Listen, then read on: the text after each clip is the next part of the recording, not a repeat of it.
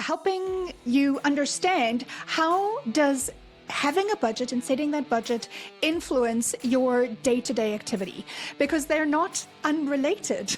Right? Your day-to-day decision-making, your day-to-day focus is either going to help you achieve a success with your budget or completely blast it out of the water. So these are connected, and we realize how difficult that is to start from zero, and we're here to support if that is something that you need help with. Welcome to the Super Clinic Project Podcast, Coach's Corner Edition. Ready to boost your practice by 10,000 in just 10 minutes? Join your coaches, Jennifer and Tracey, for fast and proven strategies that drive real results. Let's get started. Welcome to the Super Clinic Project Podcast, where we take regular clinic owners and turn them into super clinic owners.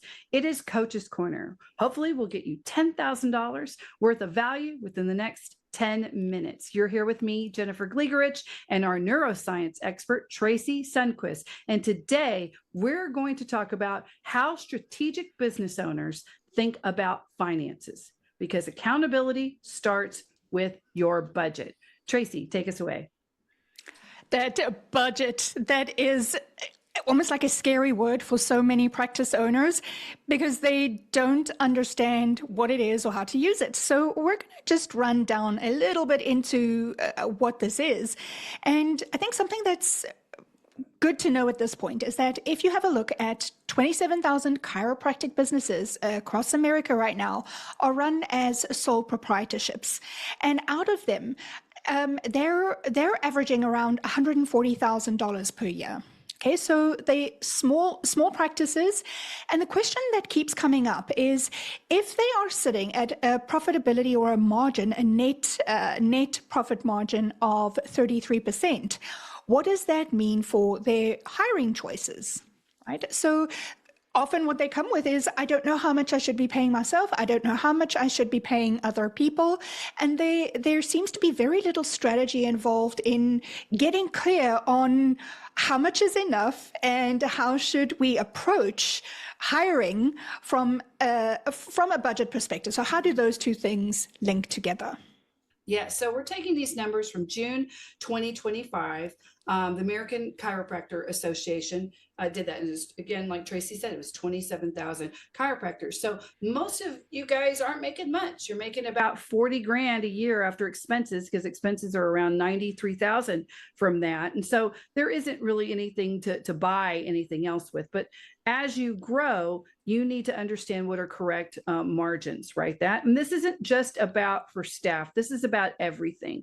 So we're talking about how to do strategic, your strategy for your finances, and it's where to put your budget. And I know that is hard for a lot of people to do. And also too, the numbers that you get are pretty skewed. So about, I would say 10 to 12 years ago, it used to be that if you were to pay staff, any staff, it was around 40%. It was by far your biggest expense was what you paid staff in a service-based industry. Now, big corporations have kind of changed that. They've actually paid for education and all this stuff to go out to now it's shrunk to 35%. And it's so CEOs can make more. And we know that that's a big problem right now, right? So a true market wage hasn't changed. So the golden standard still is 40%. I know a lot of things say 35%, but there's a lot of really kind of malignant corporate push beyond that, because a small businesses really cannot compete in any level when it's that small. You cannot hire good people, you can't budget properly, and you can't move forward with a good budget. And so the best budget I would suggest that I have seen in service-based healthcare clinic owners are the ones that use the profit first method. Before I go into that, Tracey, is there anything you want to add about what I just said about that ratio? Nope. Absolutely. I think it is important to note that there's a lot of bad mojo between what big business can do because they have economies of scale. So because they have reliable, repeatable, scalable business models, with economies of scale comes the ability to set the trends. But as a small business owner, and specifically small health-based practice owner, if you want to compete in a way that is going to create value, because creating value for the business also means creating value for your team members and for your patients, it's important that you understand that you need to be investing a good amount of money so that you're not losing the race because you can't pay. Right? You don't want to lose right out the gate.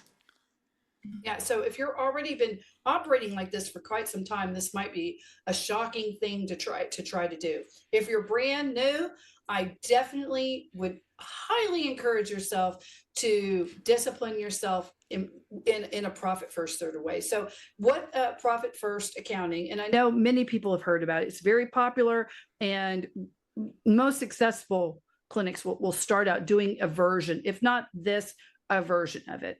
And it involves setting up predetermined percentage for every revenue deposit into separate bank accounts. Or what's really popular now in different types of banking systems allow for this is for you to setting up different envelope systems. So you have an envelope for profit, for taxes, for owner's pay, for operating expenses, and they don't commingle. So if your bank allows it, you don't need to set up different actual accounts. You would just set up different envelopes. And when money comes in, when revenue comes in, people swipe their card at your business, it goes in, and then it goes, and it's set already into these accounts. It's automatic. It's already split into where it needs to go. So there's no moving of that. It's either in the budget or it isn't in the budget. And then bills and operating expenses can only go out of the operating expenses envelope. And you're like, oh, well, that's really cool. It takes a lot of the guesswork out. Yes, it does. It takes a lot of the guesswork out of it, but it also changes how you think about reinvesting in the business, right? Because when you work at it in the beginning, then you'll probably notice what happens is you end up having more for different expenses than you had before. And now you have to strategically look at the other numbers behind it. So initially you have these accounts, and then you'd say, okay, so now what's the golden revenue? 40%.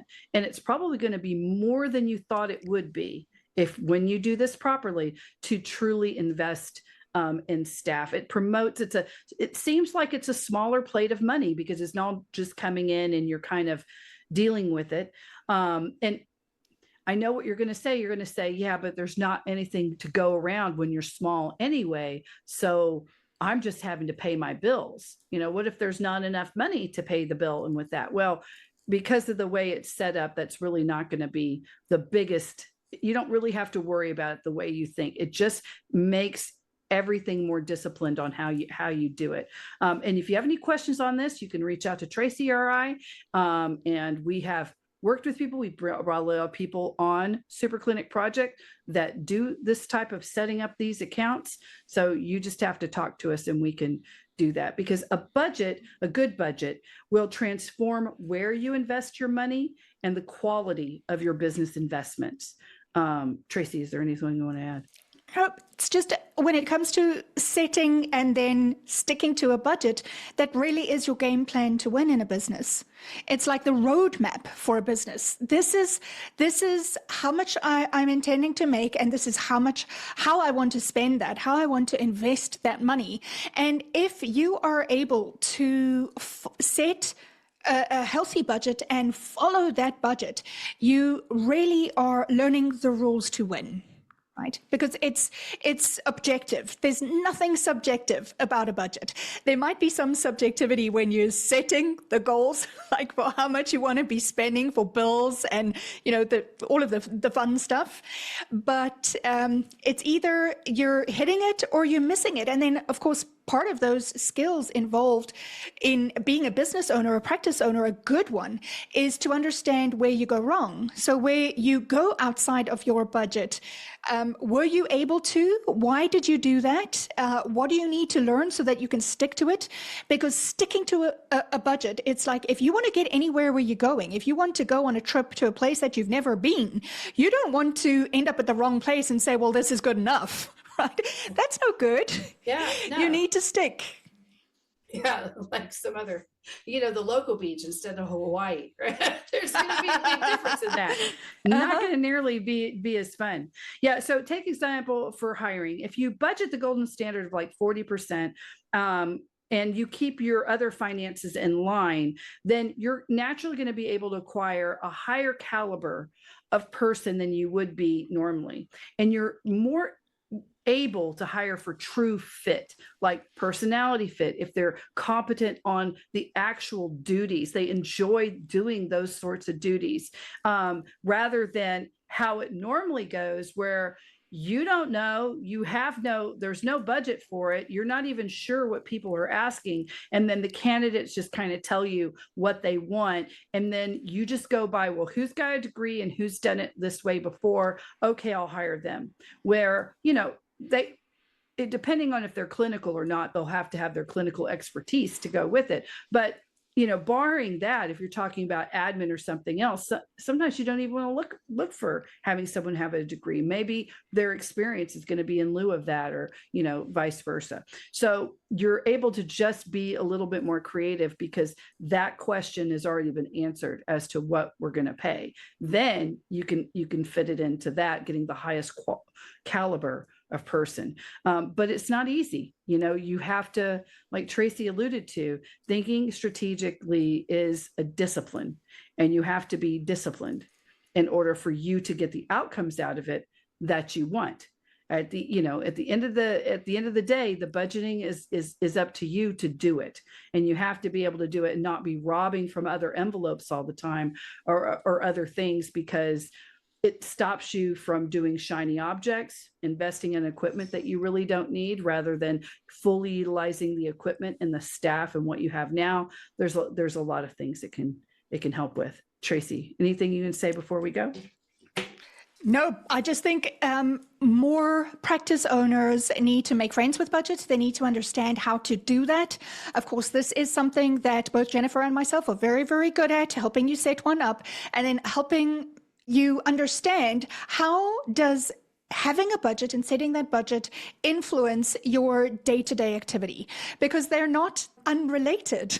Right? Your day-to-day decision-making, your day-to-day focus is either going to help you achieve a success with your budget or completely blast it out of the water. So these are connected, and we realize how difficult that is to start from zero, and we're here to support if that is something that you need help with.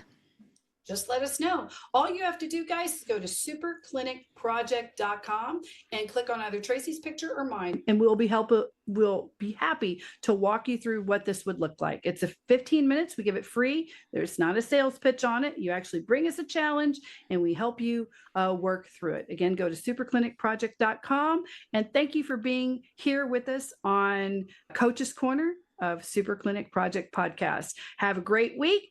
Think strategically and get your budgets in place. Bye. Thank you for listening to the Super Clinic Project Podcast, Coach's Corner Edition. If you would like to work with Jennifer or Tracey to 2 or 10x your business, then go to superclinicproject.com and click on either Jennifer or Tracey's photograph to book a complimentary session. Your greatest breakthrough is just a session away.